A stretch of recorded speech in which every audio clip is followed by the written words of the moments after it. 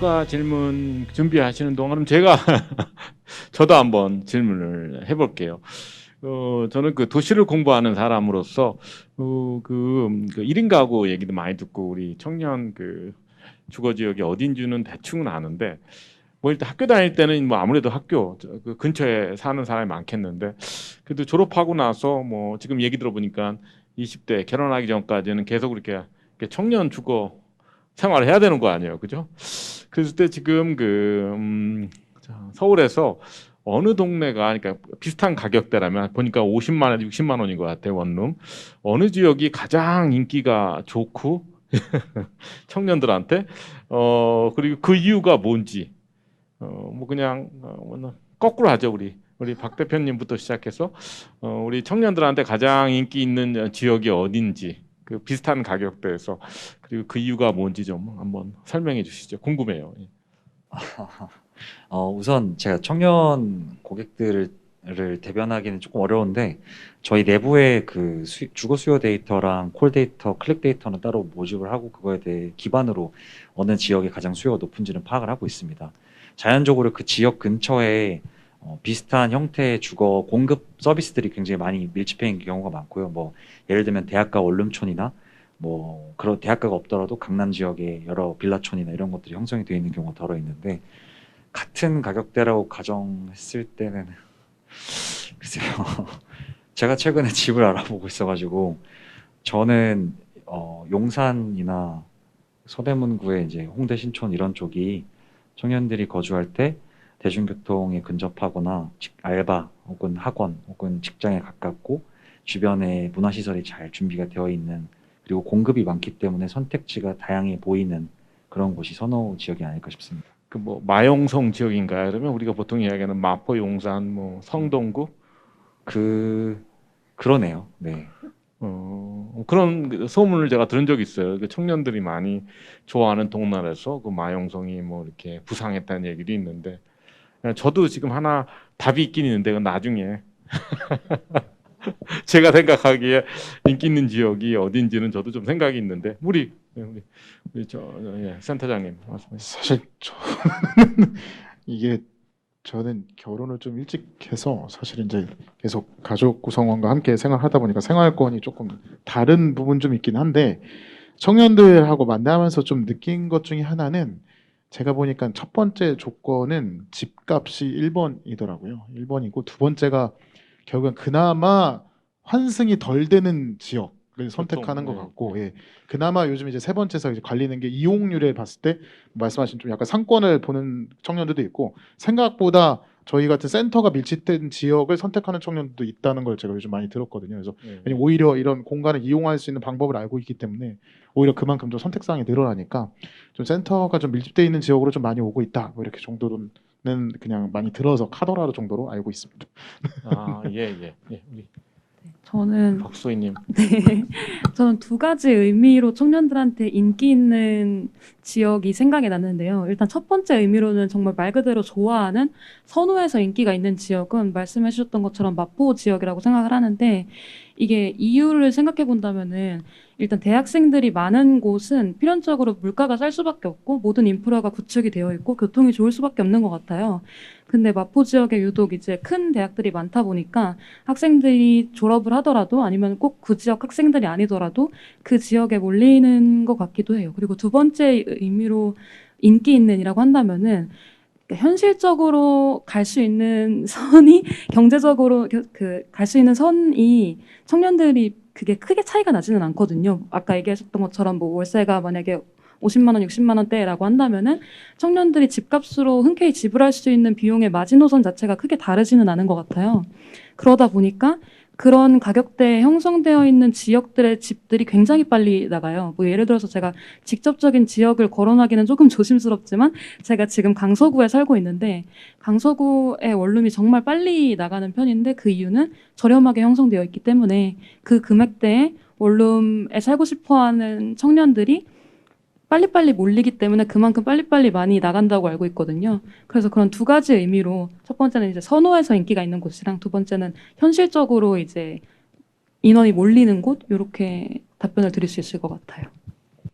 아, 그렇군요. 뭐 이게 간단하게 답할 수 있는 문제는 아닌 것 같은데 제가 들은 거로는 다 비슷한 얘기긴 한데 6호선이 저는 인기가 있다고 들었어요. 그래서 저쪽에 은평구로 시작해서 마포 찍고 이태원 찍고 그래서 저쪽으로 저 태릉 쪽으로 가는데 여기가 그래서 힙스터 라인이라고 그래서 이게 그 홍대랑 이태원 접근성도 좋고 주변에 골목 상권이 잘 발달해서 6호선이 인기가 주변에 있다 이런 얘기도 들었는데 모르겠어요. 이게 과학적인 건 모르겠는데 이것도 좀 굉장히 사실 중요한 것 같아요. 교통도 편리하고 직장이랑도 가깝고 또 상권이 또 중요한 것 같아요.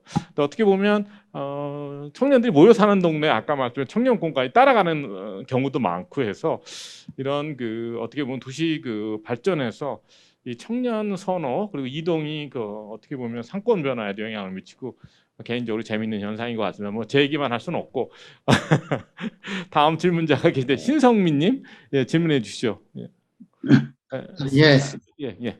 예, 저는 서울대학교 화학부에서 가르치고 있는 신성문이라고 합니다. 그래서 오늘 세 분 발표 잘 들었고요. 저는 사실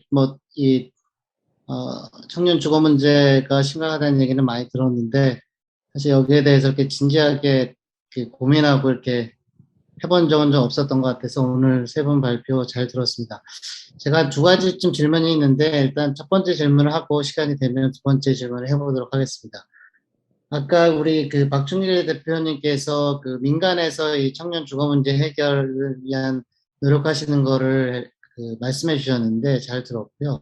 근데 이제 하나 제가 궁금한 것은 제가 잘 아는 분야는 아니어서 잘 내용을 잘 알고 있지는 않은데 사실은 정부나 지자체에서도 이런 청년 주거 문제 해결을 위한 정책이나 사업 같은 것들을 하고 있는 것으로 알고 있는데, 그런 정책이나 사업 같은 것들이 효율적이지 않은 이유가 있는지, 그리고 앞으로 어떤 방향으로 돼야 될지에 대해서 좀 의견을 주시고, 사실 나머지 두 분도 같은 문제에 대해서 좀 의견이 있으시면 말씀을 해주시면 좋겠습니다. 네. 말씀하시죠. 좋은 질문 감사합니다.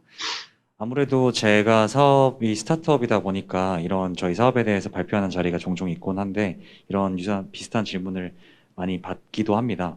정부가 주거라는 문제는 아까 앞선 질문자분께서 해주셨던 것처럼 단연 청년만의 문제는 아니고 전 사회의 문제이기 때문에 굉장히 많은 기관이나 주체가 참여를 하는 건 사실입니다. 먼저 외국부터 이야기를 하면 예를 들면 영국에는 소셜 하우징이라는 것 자체가 정부 주도하에 이루어져 있고 런던의 외곽에 많은 공공기관의 자금이 들어가 있는 이런 공공 주체의 소셜 하우징이 많이 있습니다. 한국 같은 경우에도 예를 들면 서울시로만 이야기를 하자면 뭐 행복주택이나 LH 임대주택 아니면 서울시의 청년 역세권 2030 주택 등등이 있습니다. 물론 굉장히 좋은 시도이고 좋은 영향을 미치고 있습니다만은 제 생각엔 아까 이제 보여드렸던 것처럼 제가 사업을 시작한 지는 5년 정도 되었는데 일개 대학생으로 시작을 해서 저는 전공이 생체공학이거든요. 바이오메디컬 엔지니어링. 비전공자이면서 하나의 개인의 청년이 이렇게 400세대의 청년에게 주거를 제공할 수 있다면 이게 민간에서의 기회이자 수익성이 된다고 판단이 돼서 많은 기관들과 많은 기업체들이 참여를 한다고 했을 때 정부만이 주도로 해서 들어간 것보다는 더 많은, 더 좋은 더 빠른 효과를 낼 수 있지 않을까라는 생각이 들고 더해서 공공과 민간이 같이 참여한다면 아무래도 굉장히 효율적이고 굉장히 빠른 좋은 선례를 만들 수 있다고 생각합니다. 네, 다른 분들 뭐 혹시 의견 있으시면 말씀해 주시죠. 저 추가로 몇 마디 조금 얹어보자면은 저도 이제 정부나 이제 지자체에서 제공하는 말씀하셨던 것처럼 LH나 SH나 아니면은 청년 주택에 되게 긍정적인 입장이고 되게 잘 하고 있다고 생각을 하는데요. 그럼에도 이제 일부 분들이 비효율적이라고 느낄 정도로 그런 반응이 있는 이유는 공급이 수요를 따라가지 못하기 때문이라고 생각을 해요. 그러니까 그런 만약에 최근에도 용산인가 어디에 이제 청년들만 받는 주택을 새로 지어서 입주를 받았는데 조건을 되게 깐깐하게 지었어요. 나이대도 다 한정을 지어놓고 소득이 많은 사람은 들어오지 못하도록 소득이 낮은 청년들 위주로 들어올 수 있도록 소득도 제한을 두었는데요. 그럼에도 불구하고 거의 되게 인기 아이돌 콘서트의 티켓팅처럼 그 경쟁률이 엄청 치열했어요. 그래서 저도 그거를 시도를 했다가 탈락을 했는데 그 정도로 이제 수요가 너무 많이 몰리다 보니까 이게 정부나 어떤 지자체에서 제공하는 주택만으로는 그 수요가 차지 않아서 어떤 뭐 민간 사업이라든지 스타트업 쪽에서 이제 제공을 하는 것도 충분히 이제 이 시장에서 저 같은 이제 소비자들이 흔쾌히 돈을 지불하는 것이 아닌가 이렇게 생각을 합니다. 네, 우리 예. 저는 센터장님. 그냥 짧게 좀 그 보태자면 제가 봤을 때 민간이 함으로써 좀 좋아지는 것 중에 하나는 대상을 좀 더 명확히 할 수 있는 거 아닐까 싶은 생각이 있고요.